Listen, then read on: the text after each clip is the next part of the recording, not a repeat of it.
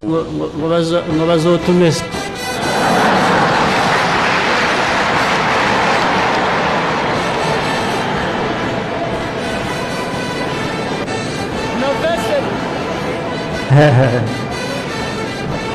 ariko nabo barabizi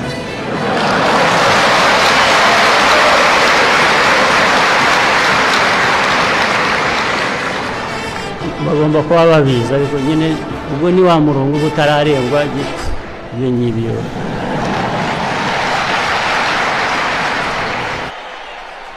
ngo bazotumesa gituma indongozi itihanura ubu twarafashe ingingo y'uko nukuzira tuvira mu nzira nico gituma mubona ituze riko riraza kuko nta dayimoni yo gutwara abene gihugu ubu tikosora bari dayimoni kandi nagira ndababwire aho ibihe biriko birarengana vy'indongozi zitwagwa n'amadayimoni harageze ko twumva ko turi abungere utari umwungere tugukura mu ntama ukagenda ukaja naho nyene kononera izo ntama na utobura umwungere nuko nyene bigenda hazoba urubanza hagati yizonze n'izivyibushe kuko vyerekana ko izivyibushe zari yizonze zirazigunda nico gituma indongozi itihanura ubu twarafashe ingingo y'uko nukuzira tuvira mu nzira nico gituma mubona ituze riko riraza kuko nta dayimoni yo gutwara abene gihugu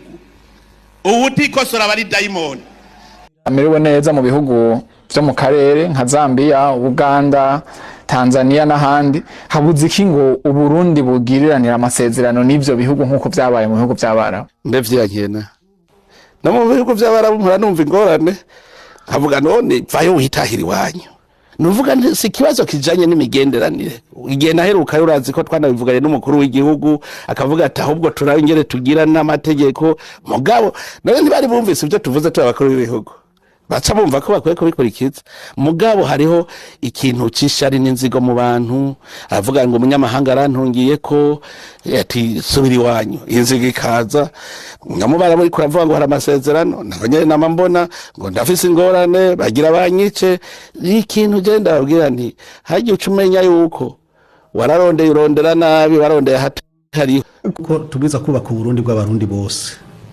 Uburundi usezereye indyane abarundi tukiyumva namwo muri ivyo no gufata ingingo zose zotuma ata Burundi asubira guhunga ahubwo n'abahunze bagahunguka no gukora iki no gukora ku buryo abarundi mu butandukane bwacu mu vy'imigambwe mu butandukane bwacu mu vy'amadini mu butandukane bwacu mu mihingo tuvukamwo canye mu byo twibaza yuko ari imiryango canye amoko twaba dukomokamwo umurundi yumva ko ari umurundi gusumba ikindi kintu ico ari cyo cyose akazi ka leta ntigagomba kuba icibare c'abanyamugambwe akazi ka leta kagomba kuba urubuga rw'ababishoboye bose Naimpejeje kwibabwira yuko ibikorwa bisaba inguvu nyinshi nko kurima ari byo bikoreshwa abana b'abarundi bagiye kurondera ubuzi mu gihugu ca Tanzania bamwe mu baheruka kwirukanwa muri ico gihugu bakakigwa n'ikigo citaho agateka k'abana Fondation Stam gikorera muri commune Mabanda mu ntara ya Makamba bamenyesha ko bajanwa no gukorera mu turere tubujijwe ahari nk'amashamba cimeza arangwamwo ibikoko n'inkuru tubaza Omehando wayo twararima batonora n'imyumbati baba kubise gose mu masaha y'ijoro mu mwijima nkako munyene bajabutswe urubi Burundi buhana na Tanzania niko abo bana binjizwa mu turere baranguriramwe imirimo igizwe hanini no kurima ibikorwa uyu mwana avuga ko bibavuna bashikiye ku mubosi mu kijiji c'Igitagata aca adutwara mu sasita y'ijoro kugira ntibadufate abapolisi wagiye n'amaguru twashitse amaguru yavyimbye ari mu kumunani cyatubwira ngaha no kwinjira ngo mu iporo rihuze imvugwe ngo niho hari amahera acara twinjiza mu ijoro rero ibikorwa twakora byaraturuhisha gose uhagenda mu ijoro ntumenya iyo waciye ugwaye umubosa akuzanira ibinini ukamira naho woba urwaye indi ngwara urumva wopfa no gupfa. Mu kibira gikingiwe ca Mvugwe kiri nko ku birometero vya Baba canke birenga gato 150 uvuye ku mutumba wa Nkaramanyenye komine Kayogoro ukinjirira mu kigwati bita Majengo hafi yahitwa Kigadye mu gihugu ca Tanzania. Nico benshi muri abo bana bafatigwamwo. Ikibira kiri buryo ufashe rya district Kabondo uvuye mu yitwa Kasulu urenganye kigwati bita Nyamidaho harinzwe n'abajejwe gucungera iryo shamba bita bagemu. Ico kibira kirangwamwo amasoko make y'amazi abakirimamwo benshi muri bo mbere usanga ari abakozi basanzwe bababwiye ibe kuko bitemewe n'amategeko bahurira kw'iriba rimwe ari naho abo bacungera ico kibira babategerera kugira babafate nk'uko vyashikiye uyu mwana. Hari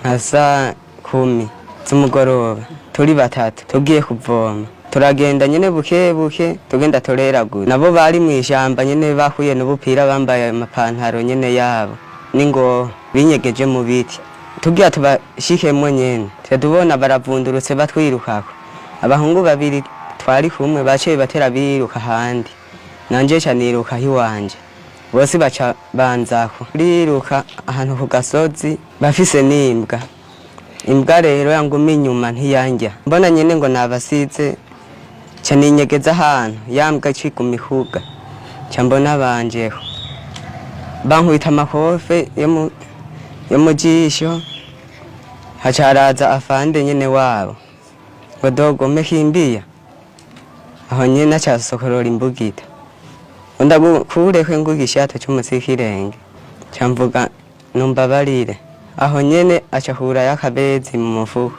acaraza andoda ngaha mwivi no mwijisho gihirenge no ngaha mu nkokora n'inkoni nyinshi acambwira subira wiruherera no guhagarara atavyo shobora. Yongera koko muri ayo mabi bakoregwa hatabura n'abapfa baca bafata imihini yisuka baradukubita mu migongo barakubita bakubaza dogo vuga ngo Tanzania hararyoshe ngo Tanzania hararyoshe vuga sinzohaheba abagemu hariho wabishe umwe yarabagwanije bako baramufata baca bamukubita ububezi bwo ngaha ku mutima acarapfa. David Ndengeje umuyobozi w'igisata kijejwe iterambere ry'ingo n'imiryango mu ntara ya Makamba yibaza ko abo bana bakoregwa ayo mabi kubwo kutitwaza impapuro z'inzira. Abo bana rero benshi bagenda aho mu gihugu ca Tanzania bagenda baca mu kinywabi baciye mu kinywabi rero nuvuga ko atampapuro zibaranga bafita ziberekana muri Tanzania nico gituma hari anye barenze basaka mu mihana bi muri Tanzania bagasanga abo bana basanzwe bariyo batafise impapuro zibaranga cyo gituma baca babirukako bakaca baza mbere n'udufaranga baje bakoreye bakaca baza imbakoboka atadufaranga baje bazanye. Twipfuje kumenya uko intwaro z'uturere duhana imbibe hagati y'u Burundi na Tanzania zikorana kugira zigwanye ayo mabakorerwa abana. Simon Pierre Nyabenda aramutse wa komine Kayogoro asigura ko ayo mabakorwa n'abagizi ba nabi. Ayo mabakorerwa abo bana si intwaro ibigira na abagizi ba nabi nkumbure babahuye nzira ico duhimiriza gusa nk'ikubaciye ubwenge turabasaba yuko iyo bagombye kuki Tanzania bo twari vyangombwa bagaca mu nzira zizwe kuko abana bo nitubakundira ko babajaye kuko amutwo tera abo bantu sakandi nuko burya ni igihugu tavukamwo burya nta mutekano ukwiye ukibayemwo naho wokunguka cyayo karonka amahera menshi uri mu gihugu atari ciwawe nta bwisanzuro ufita nibagume mu rugo barondere. Iyo abana badashikana imyaka 18 bafashwe aho mu gihugu ca Tanzania kenshi igihano bahabwa no kwirukanwa muri ico gihugu ariko abarenze iyo myaka abo bacirirwa igihano cyo gufungwa nk'uko vyemezwa n'abo bana. Iri tangazo ndaritanze Profete General Marite ndaritanze uyumva uri mu gihugu uri hanze y'igihugu uyumva ukijijwe sava utanakijijwe sava. Kanani irashyitse bigeze ku iherezo. Iri ni iherezo upfa gapfa ubaho akabaho. Yorodani uyambuka n'uw'Imana yaciriye inzira kandi iruzuye kandi genda umuhanuzi si ubwa mbere mpanuye si n'ubwa kabiri narababwiye ngo uko kwezi bunyona zataha mpamya ko ari cyo kintu muheruka kubona. Icya kabiri mugiye kubona Neva avuye ku ngoma ndetse na bamwe bamutoye bakamushyigikira bakajya bamufasha muri biriya na biriya. Nshuti yanjye, ndagutangariza, ndakumenyesha, bitari guca ku ruhande no kuvugira mu migani, Evariste Ndayishimiye Imana imukuye ku buperezida, muvuze mu izina cyane rwose, ntabwo ari n'aka, ariko nushaka urebaho binota ibi ngiye kukubwira, ntabwo ari buyobora Burundi, nta n'umusimbura, nta n'uhari, no ku ruhande ntawe. Hano Imana igifashe mu minwe. Hama abarundi bapfira Uganda, abari gupfira Tanzania, bari gupfira Arabia Saudiya, mwebwe mwese abari gupfira Zanduta hehe, abishwe n'ibigeragezo by'ubukene, inzara, amagi yose muri guhuriramo nayo. Imana ibyo yambwiye ngo ibishyizeho iherezo. Nta kigeragezo kitagira iherezo, ariko niba Imana ibishyizeho iherezo. Amasoko ari gushya, abantu bari guhunga benshi, ingwano n'ingwano. Mu majambo Neva afise amagambo akomeretsa, ababaza, kandi abwira bene igihugu ngo warahaze n'abana biwe, we bimeze neza ngo nibagire nk'uko agira. Wafise inyanja y'amafi ngo arubamo izo yirira, ngo akeneye aho yagemura nka toni. Mungu wangu. Rero Amerika ibimenye, Burayi bubimenye, Aziya ibimenye, Oceania, iyi migabane 5 igize isi. Profete General Mariti, ubu buhanuzi bunyuze mu kanwa, ndi muzima ku murango w'ijoro, ariko iri n'itara. Nagira ngo mbitangaze, nta kurya iminwa, nta ruswa, oya, jamais gra jamais. Kwimika kubayeho, no kwimura kubayeho. Rero muzane kamera, bandi mujye hariya munote ibyo mugomba n'ibyo mushaka. Imana ijambo yavuze irarishikanye ku gihugu cy'u Burundi, ariko mwakire perezida. Munzi zigiye gutaha, ivura igiye kumera. Hano mba ndi kukwereka umubabaro abarundi bari gucishwamo, bari kunyuramo. Ijuru ryo rirabibona, ariko harimo abantu batanabibona. Sorry, nashyizeho akantu k'utunota twishi, ariko mbwire aba bantu bakoze ibi ntabwo ari Abatanzaniya. Ibi bikorwa n'abarundi, nagira umuntu ukoma Tanzania, kuko iyo igihugu kiba kimeze neza cyakabaye kiryoza Tanzania, abo bantu badashobora guhabwa ubuzima, ibihugu ari inshuti. nk'uko Tanzania ni abagome, ni babi, Imana ibaharire. Ibi rero ni abarundi. Perezida ntacyo yabikoraho, Minisitiri w'Ububanyi n'Amahanga ntacyo yabikoraho, n'intara zihana imbibi na Tanzania, bumvise abarongozi icyo bavuga, nabo ntacyo babikoraho. Ariko ibyiringiro n'igihumuriza Imana indungikanye, nivavuyeho hagiyeho undi ugiye kubiroranya. Muzamwumvire mu mugandukire, mube abana na waba umubyeyi. Icyo nzi cyo uwo yatekereje iramutegera. Rero hano tugiye kuvuga ibintu bikomeye, ariko impamvu bikomeye nuko nibigiye kuba nibikomeye, bigira bishyike nibikomeye, nibyo tugiye gutangaza nibikomeye. Wowe rero udukurikiye ku Mbabazi TV 3, tugushimira ko wahisemo neza. Hano azavaho mumureba live, nundajyeho mumureba live, perezida mushya.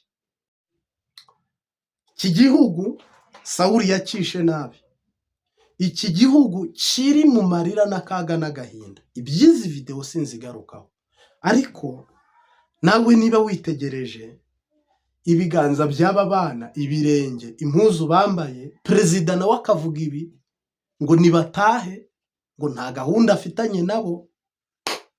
Vraiment ngiyewe nkeka ko ibi bintu Tanzania ari yibikora, ari n'amabanda bikora, Uburundi bwakabaye hari icyo bwakoze. Ariko niteranya bavuga ko abatari abarundi, kandi aba ni abarundi, bana batoya. ingamba kandi nabo bajya kurondera babuze reka nere kubigarukaho nge byanteye agahinda numva mosozi ndavuga ngo mwese mubirebe musengera igihugu musengera Burundi reka nivugire message yanzanye ibindi byihoze kuko amagambo menshi avamo gucumura ariko nawe wihera ijisho Mana izanye inkoni n'umuriro n'amazi byo gukubita no gukongora no kumena no gusambura no kurimbura no kurandura iyampamagaye ititiranye amazina Profete General Mariti ndabitangaje Imana igiye kurimbura igiye kurandura igiye gusenya irakura urukungu mu masaka ndabivuga nimushaka kurahira n'icyaha ariko ibinana birahiriye nuko hano hagiye guca uwambaye ndiho yantumye mbwira bumvira naho abatumvira bazibonanira iri nishyana kanakaga kagiye kugwa kagahirima kandi wumva wanka wemera ishyano riraguye koko izi ndongozi zariye abantu zihekenya abantu zisandaguza ibintu zisandaza ibintu barabivuguta barabitobatoba babishyira ku rwego nge ntashaka no kubisigura ariko hari ababibamo mu byegereye kundusha hari ababiraba mwana byiboneye aya namosoza kanagahinda shuti yanjye ikiremwa muntu nta se nta nyina nta mana nta Yesu nta mwuka ese mwisi haracyari umuhanuzi rero hano Imana igiye gushyiraho iherezo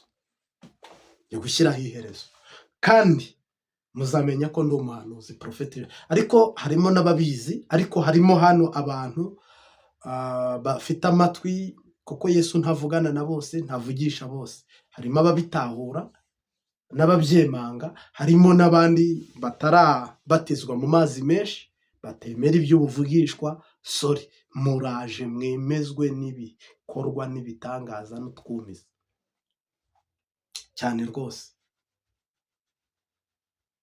kubera ko Imana igiye kwimika perezida mushya inakureho perezida biriya neva babwira ngo bamutoye ni kinyoma ntabwo Evariste Ndayishimiye azigera atwara Burundi manda ye yaheze kiringo cye cyaheze nta n'umusimbura wo mu muryango we Ndayishimiye baramusenya kuva mu nzara ukageza ku musatsi ntabwo rero ari gutwara Burundi harimo abantu bamuhaye Burundi unikiranka yenda n'inshuti ze batigomeza utware Mutama natwe dusahure igihugu cy'u Burundi ntabwo ari nk'abantu bari kugabana nta nubwo ari ingurube cyangwa intama basatura noneho bagafata za nyama barunda utuntu hari abantu bakaoyaye igihugu cy'u Burundi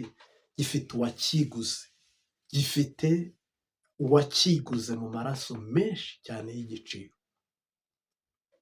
biguma byoroha mugiye kubona Imana data mu ntara zose mpumurije abarundi ayo mwarize arahagije ibisigaye mugiye guhozwa amarira mwicare namwe muruhuke ikiboko cya Farawo muruhuke intureka ya Sawuli muve mu maboko y'ubuhake n'ubunyage koko ipfu z'abarundi mu mahanga no mu makungu ni nyinshi kandi ababikora barabandanya ariko nawe yabyivugiye ati ndongozi idashoboye ni dayimoni Pawulo yandika aravuze ngo wite ku muhamagaro kandi ugume mu muhamagaro kandi wera imbuto zigumeho umukristo nyamukristo ubugingo burimo umukristo nyamukristo ubatijwe mu mazi menshi akagera ikirenge mu cya Kristo hari ibintu bimuranga tugiye kuvuga irangamuntu y'umukristo cyangwa se irangamimere cyangwa se identite mu ndimi z'abanyamahanga karangamuntu mu Kirundi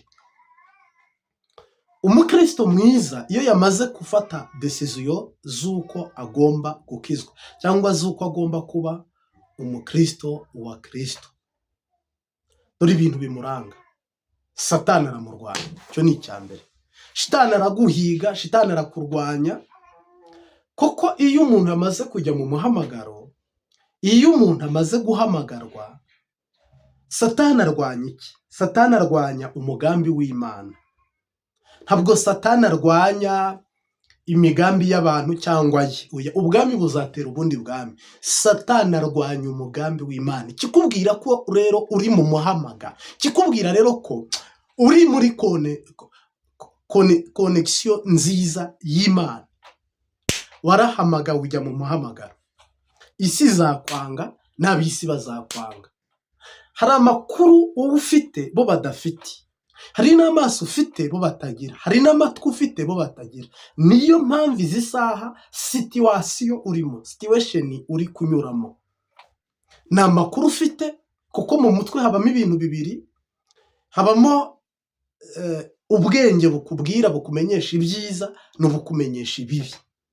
Biraturanye, birateganye. Ni nayo mpamvu bavuga ngo uriya ni mwiza, uriya ni mubi. Ibyo birajyana. Uyu munsi wa none rero nimbivuga uko untahure. Umukristo amaze kwisobanukirwa ko ari umukristo, ikimuranga niki?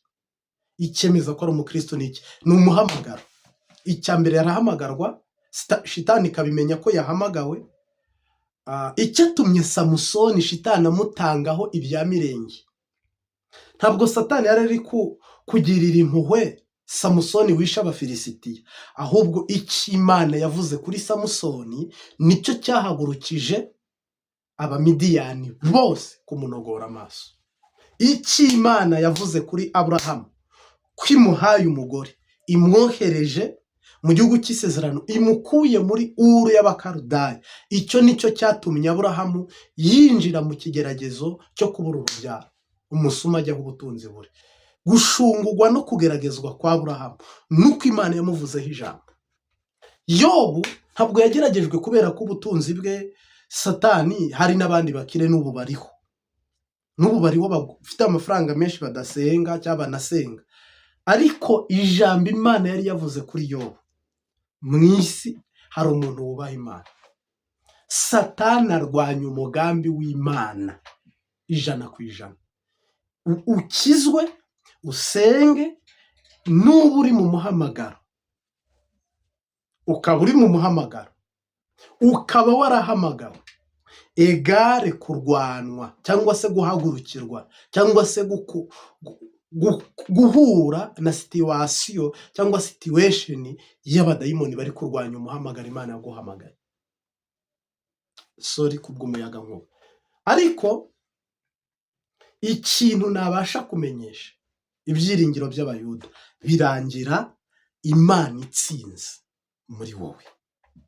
Rero harimo abantu bageragezwa ngo ujye Imana iranyanga. Oya, Imana ntikwanga. Ngo ujye ngo kubera ikibi byose ari byo biri kubaho. Oya, ntabwo ari we biri kubaho. Ahubwo ikituma satani ari kuguhiga, hagarara neza.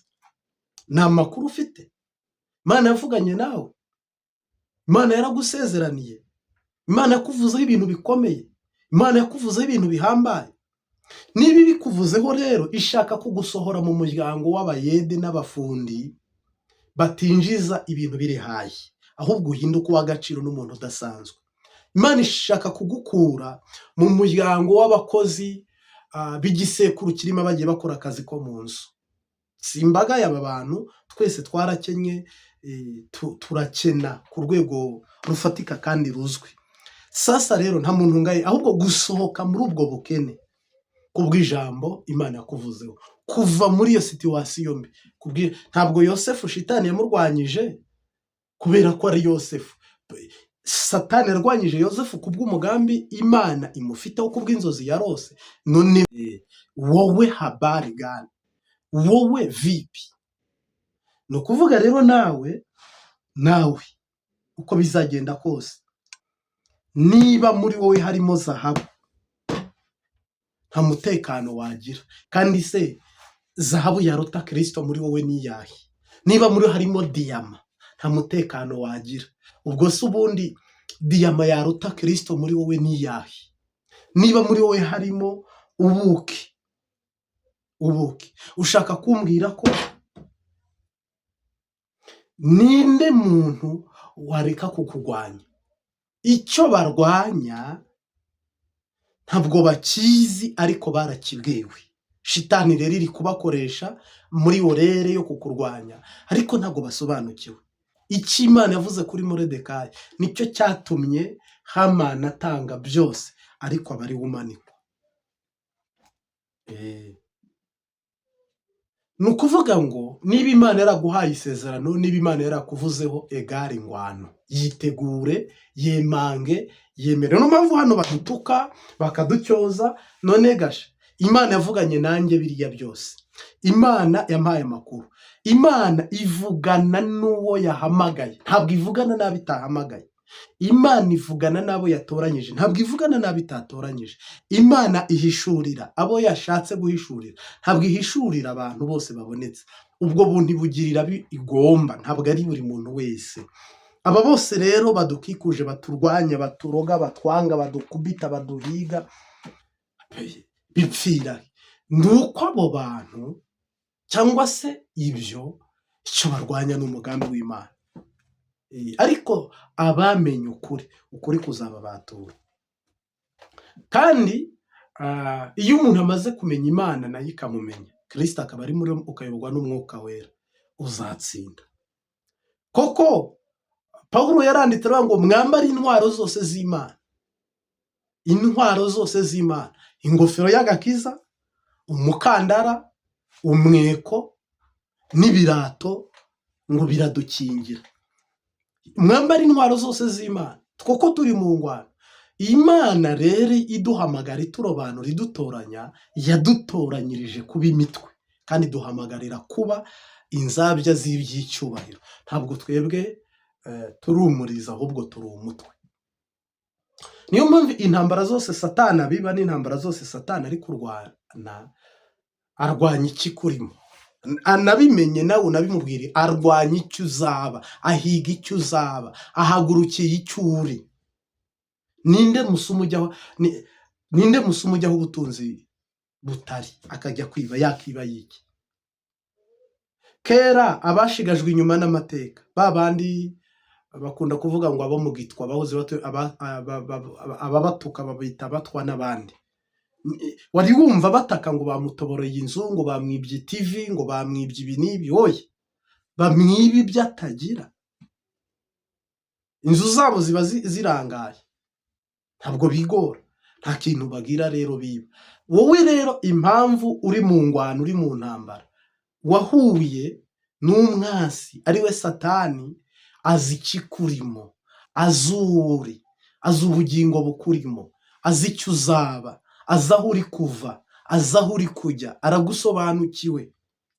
Niyo mpamvu aguteza sida, kanseri, yamburugwe, hepatite, rubaga impande, imivuduko, intambara mu rugo iwawe, intambara mu bana, intambara ku kazi, byandagutakiye, byava he ndajya he. Hano Shetani arwanya imigabo n'imigambi y'Uwiteka cyane rwose. Imana idutabare, Uwiteka atabare. Koko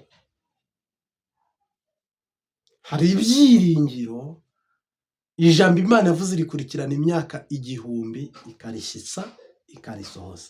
Uko niko kuri rero kwigiye kuba, nibigira bishyike niba wizeye, utahure ko kugwanya ari Shetani, ugukunda ni Kristo, kandi ibyo urimo si igihamana, si impanuka, kandi no kubitsinda uri bubitsinde. Nukuri cyane rwose.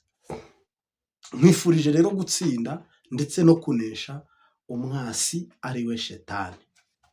Ngira ngo urantahura, kandi mu izina y'Umunyanazareti Umwuka w'Imana agutahuze.